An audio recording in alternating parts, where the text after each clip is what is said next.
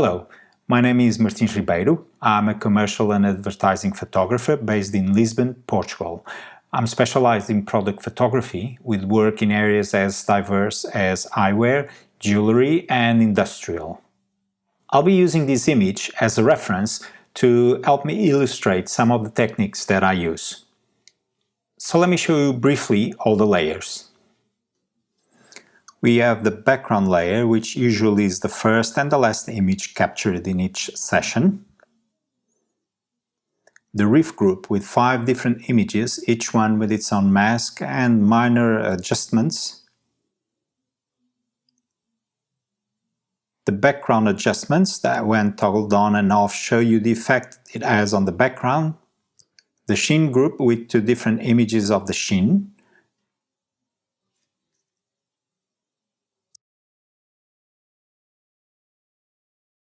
And the last group of layers are reflections, and I'll go back to them later. Let's start with a new file. I'll go to Edit, Copy Merge, and then File, New from Clipboard. This will copy the image to the memory and create a new file with the same resolution. On every image I have a set of layers that I usually start with, but instead of creating them each time, I use macros. Let me show you. I'll need the final image group. Since you cannot create a group from nothing, let's create the pixel layer and then create the group.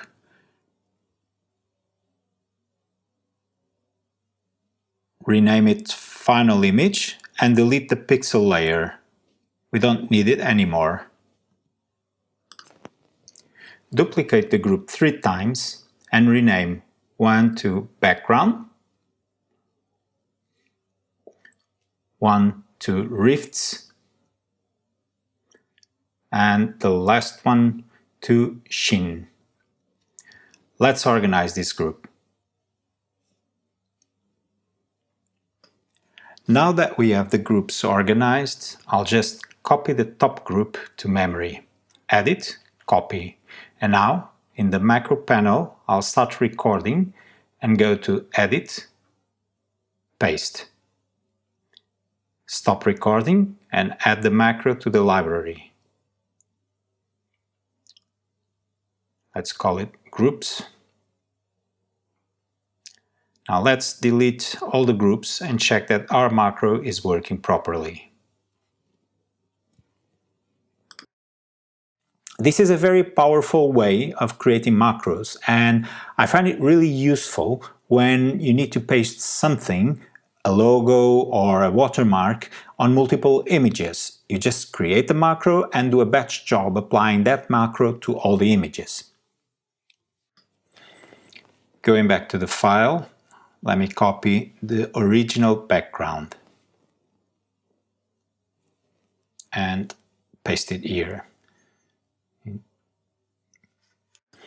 And what I need to do is to fill all the space that's around the center with the same texture and the same color and lightness that the center of the image, just to have a complete background. When working on the retouch, I like to have some check layers to help me spot problems. One of the most useful layers is a micro contrast layer, also known as solar curves. This is a curves adjustment layer looking like this. These curves will increase considerably the difference between pixels, making it really easy to spot small problems like imperfections or sensor dust. And of course you can create a macro just to have it on hand. To create the background I could use the clone brush tool or even the in-painting brush tool, but I'll take the opportunity to show you how frequency separation can be useful in these type of situations. If you go to Filters, Frequency Separation, and increase the radius to around 10 pixels, you'll start to run into problems with halos, as you can see here. To avoid that, we need to use a different type of blur. Also, you'll notice that we have a banding problem, and to correct that, let's change the image from 8 bits to 16 bits.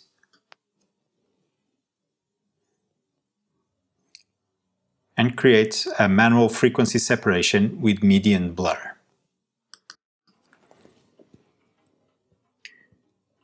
To create a frequency separation, we need to duplicate twice our layer. We'll name the top layer high, the lower layer low.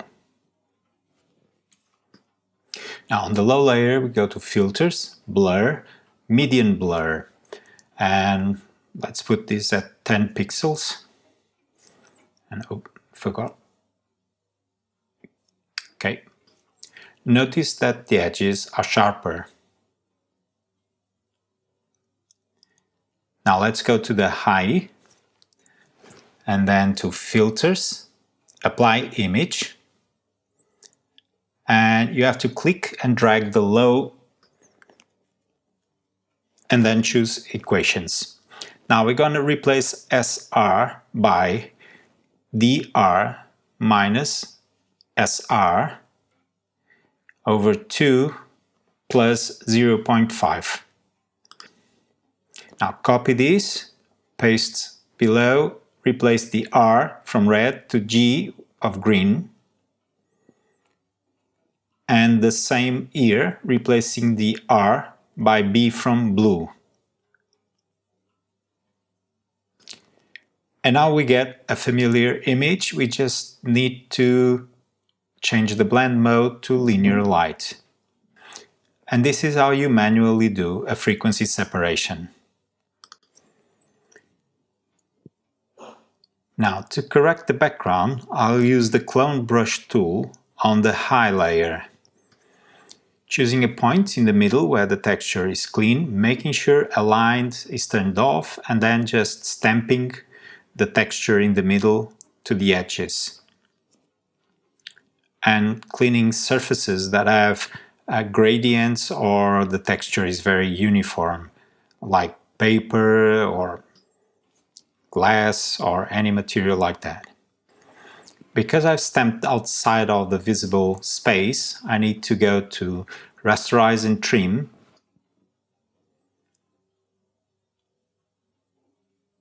For the low layer, I'll use the freehand selection tool and select the central area that I want to maintain.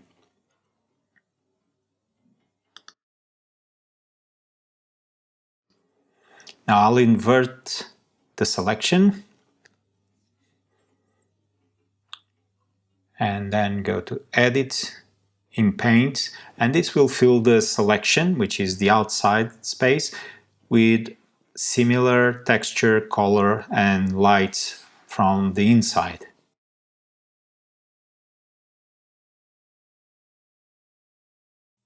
You probably would get a similar result just using the in-paint fill on the background layer, without frequency separation. But this way you can use frequency separation not only to separate texture from light, but also to separate an image in any two components, like color and luminosity. The idea behind frequency separation is that whatever you remove from the low layer will be placed on the high layer. Okay, let's get the image back to 8 bits. Going to convert format. And let's move on to the rifts, choosing one of these layers and copying and paste.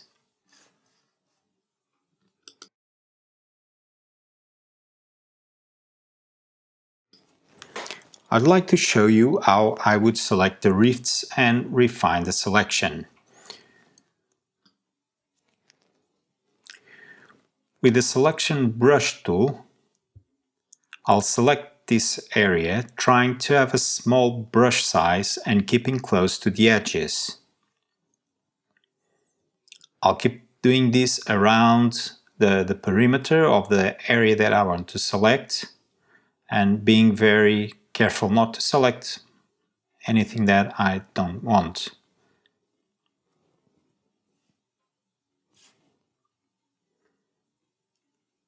Another bit here. little edge there.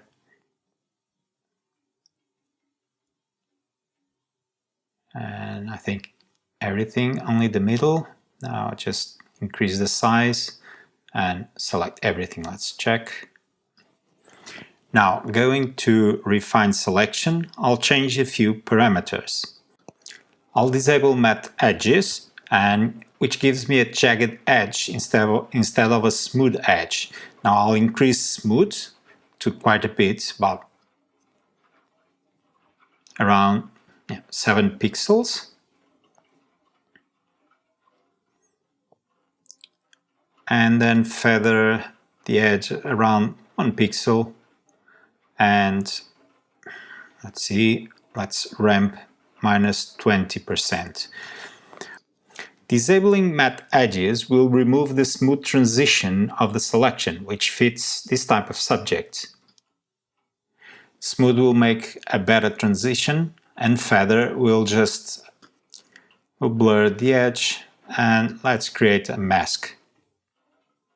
Apply, and looks good. And this is how I select all the rifts. So let me go to the original image and select all the rifts with copy and paste here. This one I don't need. And let's organize. Okay. Regarding the background, I usually adjust the color and contrast separately from the main subject. This allows me to adjust the background for different outputs like web or print. Let's copy the adjustments from the original file and paste. Okay, move to the right place. So let me show you the effect that each adjustment has on the image. First, I'll remove all the color. There's two ways of doing this, using a black and white adjustment layer or by creating a luminosity check layer. The results can be quite different. To create a luminosity check layer, create a new fill layer with 50% gray and change its blend mode to color. This will remove all the color from the image and keep the luminosity untouched. If you want to go a step further, copy this adjustment and record the macro with paste. Now you have a new macro of a check layer. This check layer is great when doing dodge and burn to remove the distraction of color. So before doing any dodge and burn work, place this layer on top of the stack and look for areas that have similar gray values but are different colors. They would benefit from some contrast. Okay, so we don't need this anymore. And okay, now the next two layers are curves adjustments, and they really are the same. I like to do small adjustments and then duplicate. It's just to have more control over the result. Next, a recolor layer that gives a blue tint to the background, and which would make a good contrast with the orange. As you know, cold colors recess and warm colors move forward. Let me go now over and copy the sheen with its 3 layers and just paste them here. Okay, move them inside. Okay, so we have 3 layers, and let me hide this one. So the bottom one is the layer with the sheen is slightly buried on the flower, and that's just to get a good connection between the sheen and the flower. The top layer is just to retouch minor dusts on the lower layer. The color pop adjustment is something that I would like to show you. It's a channel mixer layer that just makes the colors more vibrant. Let me show you how it's created. So you go to the channel mixer, and then being on the red channel, you adjust this to 120%. And if you add 20% on top, you take 10 here and 10 on this other channel. And then you do the same on the green channel, reducing 10, adding 20, and reducing 10. And then on the blue channel, exactly the same, minus 10, minus 10, and 120. Okay, let me just check the green. And yep, missing here, minus 10. And that's it. And you can see the effect that it has. It doesn't need to be 20%. You just need to subtract on the two channels whatever you add on one channel. Let's now copy the reflections layers from the original image to this file. And let's move it to the right place.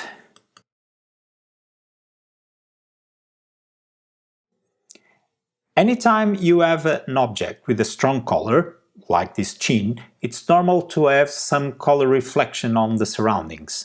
In this image, because I removed the color from the background, but I need to make the shot more realistic, I'll paint some of that color back. And this is just a pixel layer with a brush painting, starting with 10 opacity and building up the effects.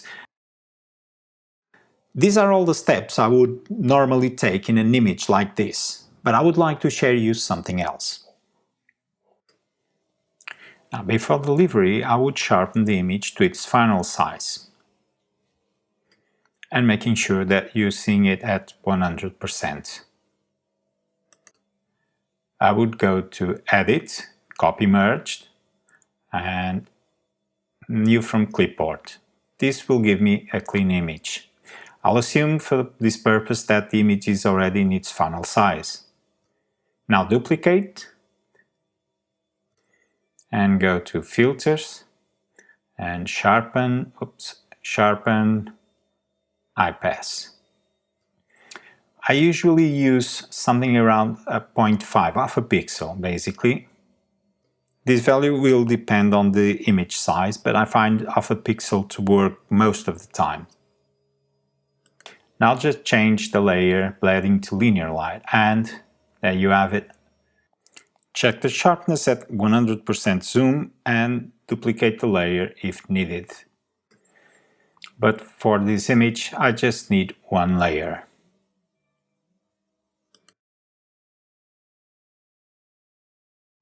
Well, that's all I have to show you today. I hope you learned something new that you can use on your work.